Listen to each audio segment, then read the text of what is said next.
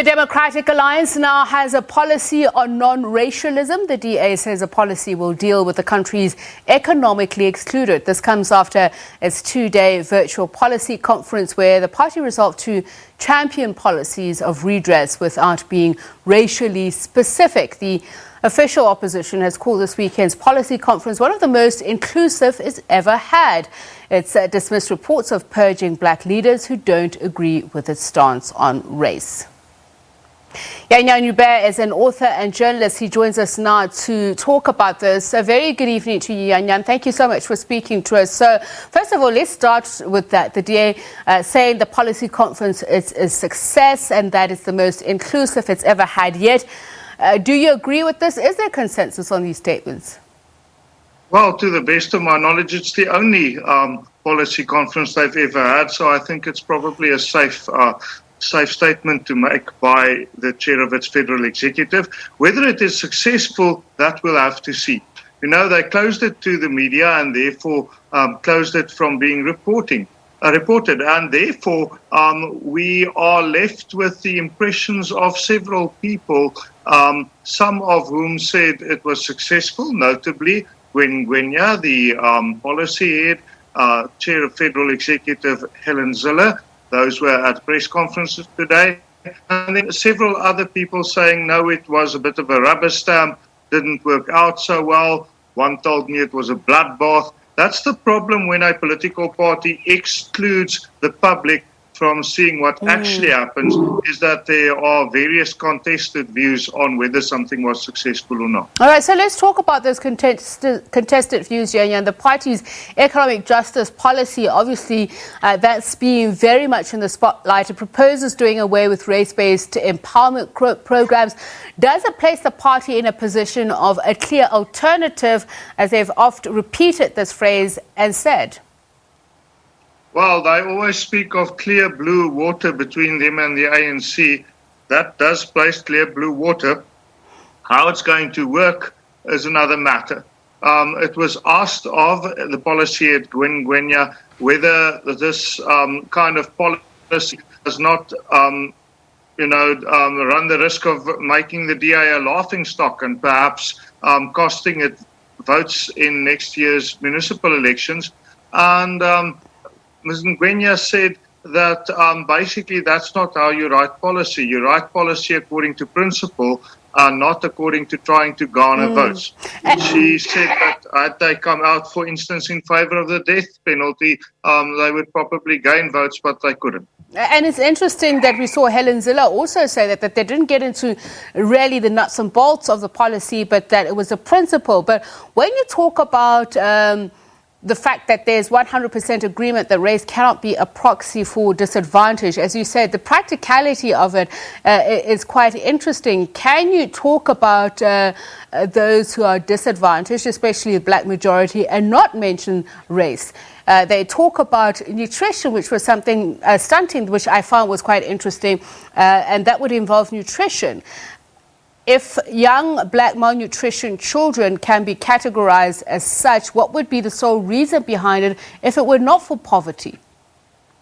I wouldn't possibly be able to claim that race is not a proxy for poverty. I think it's clear that it is. But the Democratic Alliance doesn't think so.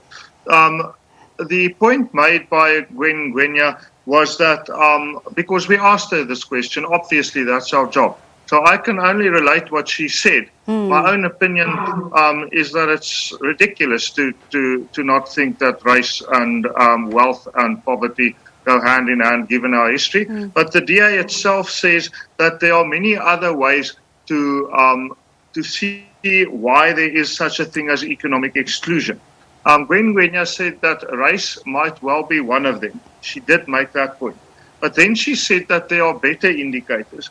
And if I look back on my notes, she said that, for instance, an incapable state plays a role, poor education and health systems play a role, spatial development plays a role. Very interesting point, given the judgment handed down in the Cape High Court regarding a certain school here in Sea Point and what the current chair of the federal executive of the DA did in that regard. And then she also said that the family unit in South Africa was often undermined by migrant labor practices, and therefore, this is according to the DA, they believe that those are more important than race as proxies or as indicators. Yeah, the most important thing is, as you say, that they say that it is possible, but you raised the issue earlier on of questions being asked if they don't risk being a laughing stock. But the most important issue out of this, is it in step with South African realities? As in, if you're going to use what you call an alternative metric measure, is it in step with how people see themselves and their lived experiences? Are they going to be able to practically enforce this? Well, we'll have to see. I mean, much as they don't want to admit it, the proof of the pudding will be in the voting next year.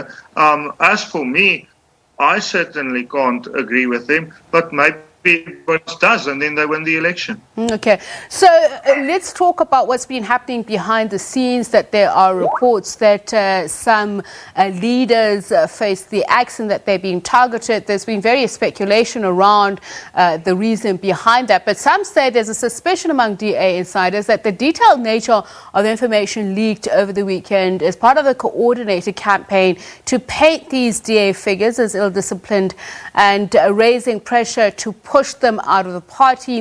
What are you hearing out there? Is this valid? That might well be the case. Look, when people are under investigation regarding disciplinary matters, every side, as they say, has three sides. It's your side, my side, and the truth. So maybe in that sort of contested situation, we must look past motive and look at fact. Helen Zille said today, and I found that hugely surprising, that only one provincial leader is under investigation by the Federal Legal Commission at the moment. I guess, and this is often true when you refer to Helen Zille and her statements, she tends to sometimes make statements that many people find to be absolutely true and many other people find to be somewhat of a stretch. Let's see what the facts are and how she explains them when they come out. But she claims only the Limpopo leader, Jacques Smaller, is under investigation. Poor Mr. Smaller, according to the city press, didn't even know he was under investigation. He was very shocked to hear it. But she says he is and nobody else is. That would certainly be a surprise to KwaZulu-Natal leader Zwakele Mwangu, whose case I think is very well publicized. Thank you so much. Jan-Jan Joubert is author and a journalist. Now, the World Health Organization